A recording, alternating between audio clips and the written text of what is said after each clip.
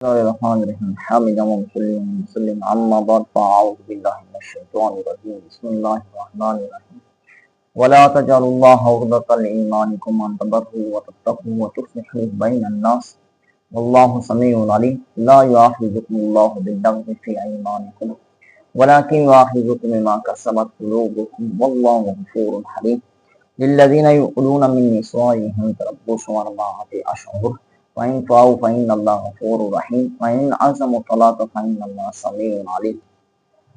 سامعین، اللہ رب العزت نے ارشاد فرمایا کہ اور اللہ کو اپنی قسموں کا نشانہ نہ بناؤ کہ احسان اور پرہیزگاری اور لوگوں کے درمیان صلح کرنے کی قسم کھا دو، اور اللہ سننے والا جاننے والا ہے۔ اللہ تمہیں نہیں پکڑتا ان قسموں میں جو بے ارادہ زبان سے نکل جائیں، لیکن اس پر پکڑ فرماتا ہے جو کام تمہارے دلوں نے کیے، اور اللہ بہت بڑا بخشنے والا حلم والا ہے۔ وہ لوگ جو قسم کھاتے ہیں اپنی عورتوں کے پاس نہ جانے کی، انہیں مہلت ہے 4 مہینے کی، پھر اگر اس مدت میں اپنی قسموں سے پھر آئے تو اللہ بڑا بخشنے والا نہایت مہربان ہے، اور اگر طلاق دینے کا ارادہ پکا کر لیا ہے تو بے شک اللہ سننے والا جاننے والا ہے۔ سامعین، اہل عرب کے اندر بہت غلط باتیں مشہور تھیں، جن میں سے حیض کے متعلق پیچھے بیان ہو گیا، اور اہل کفر کے ساتھ ان کی عورتوں کا سوائنا نکاح کرنا یہ مشہور تھا۔ تو ان کو رد کرنے کے بعد اب یہاں پر ایک اور بات جو ان کی غلطی تھی ان کو بیان کیا جا رہا ہے کہ یہ غلط طریقے سے قسم اٹھا لیتے تھے، ان کو کیا کیا جا رہا ہے، بیان کیا جا رہا ہے، اور ان کو رد کیا جا رہا ہے کہ یہ جھوٹی قسمیں وغیرہ نہ کھاؤ۔ ان آیات کے اندر اللہ رب العزت نے ایک تو قسم کے گویا کہ یمین کے متعلق احکام کو بیان فرمایا، اور دوسرا الہ کے متعلق بیان فرمایا۔ ہم ان کی تفصیل کرتے ہیں۔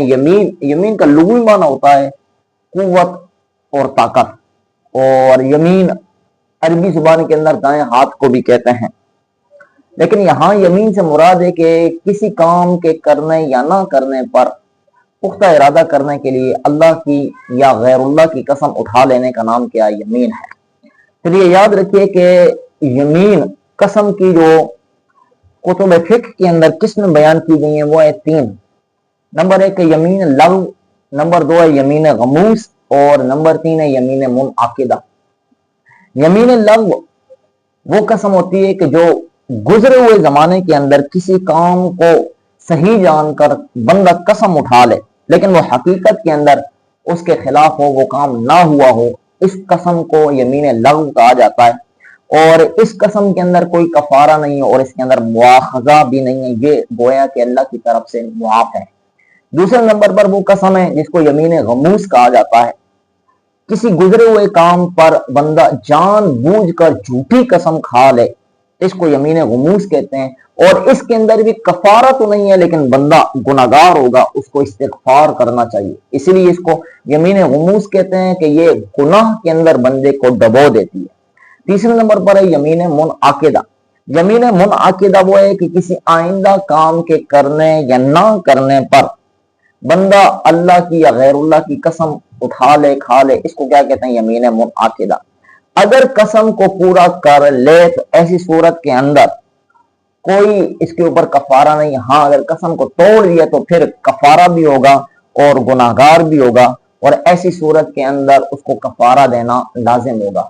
اور کفارے کی جو اللہ رب العزت نے قرآن کے اندر تفصیل فرمایا فَكَفَّارَتُهُ إِطْعَامُ عَشْرَةِ مَسَاكِينَ مِنْ أَوْسَطِ مَا تُطْعِمُونَ أَهْلِيكُمْ أَوْ كِسْوَتُهُمْ أَوْ تَحْرِيرُ رَقَبَةٍ فَمَن لَّمْ يَجِدْ فَصِيَامُ 3 أَيَّامٍ۔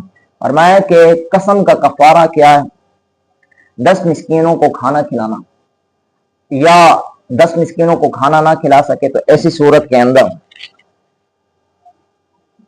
10 مسکینوں کو کپڑے دے کر دینا ہے، یا ایک غلام آزاد کرنا ہے، اور اگر یہ تینوں ان میں سے کوئی ایک بھی نہ ہو سکے تو ایسی صورت کے اندر آخر کے اندر 3 بندہ روزے رکھ لے تو یہ کیا ہے، قسم کا کفارہ اس کا ادا ہو جائے گا۔ بہت بڑی بات ہے کہ آیا غیر اللہ کی قسم اٹھائی جا سکتی ہے کہ نہیں اٹھائی جا سکتی؟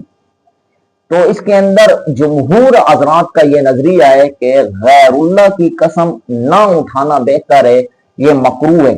اگر اٹھائی تو قسم کیا ہو جائے گی، متحقق ہو جائے گی، قسم ہو جائے گی، اب توڑے گا تو ایسی صورت کے اندر قسم کا کفارہ دینا لازمی ہوگا۔ آگے الہ کے متعلق اللہ رب العزت نے اس کی تفسیر اور تشریح بیان کی ہے۔ الہ کا بھی معنی یہی ہے کہ قسم اٹھانا، لیکن اس سے مراد ایک خاص قسم کی قسم ہے، اور وہ یہ ہے کہ بندہ اپنی بیوی کے نزدیک نہ جانے کی قسم اٹھائے کہ میں 4 مہینے تک اپنی بیوی کے ساتھ صحبت اور قربت اور جماع نہیں کروں گا، اس کو الہ کہتے ہیں۔ پھر یہ یاد رکھیے کہ الہ کی 2 قسمیں، الہ موقت اور الہ معبد۔ الہ موقت یہ ہے کہ 4 مہینے تک نہ جانے کی قسم اٹھائے، اور الہ معبد یہ ہے کہ وہ یہ قسم اٹھائے کہ میں بیوی کے ساتھ جماع ہی نہیں کروں گا، میں اس کے قریب ہی نہیں جاؤں گا، اس کو کیا کہتے ہیں؟ الہ معبد کہتے ہیں۔ اور الہ معبد کے اندر یہ مسئلہ یاد رکھیے کہ اگر 4 مہینے گزر گئے، 4 مہینے کے اندر اس نے وطی نہ کی، تو ایسی صورت کے اندر 4 مہینے کے بعد ایک طلاق بائن واقع ہو جائے گی۔ اگر 4 مہینے کے اندر اس نے قربت کر لی تو قسم ٹوٹ جائے گی، کفارہ دینا کیا ہوگا؟ اس کے اوپر لازم ہوگا۔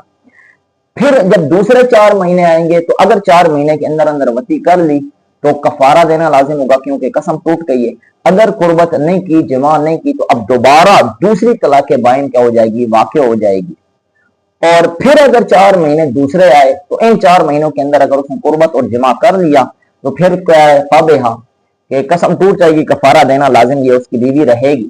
لیکن اگر 4 مہینوں تک اس نے قربت اور جماع نہیں کیا تو ایسی صورت کے اندر تیسری طلاق واقع ہو جائے گی، اور یہ طلاق مغلظہ بن جائے گی۔ ایسی صورت کے اندر جب تک یہ دوسرے شوہر کے پاس جا کر اس کے ساتھ نکاح کر کے، جماع کر کے، وطی کر کے، طلاق لے کر، عدت گزار کے نہ آئے تو اتنے تک یہ اس کے لیے حلال نہیں ہوگی، یعنی کہ تحلیل شرعی کے بغیر اس کے ساتھ اس کا نکاح نہیں ہو سکتا، اس کے لیے یہ جائز نہیں ہو سکتی۔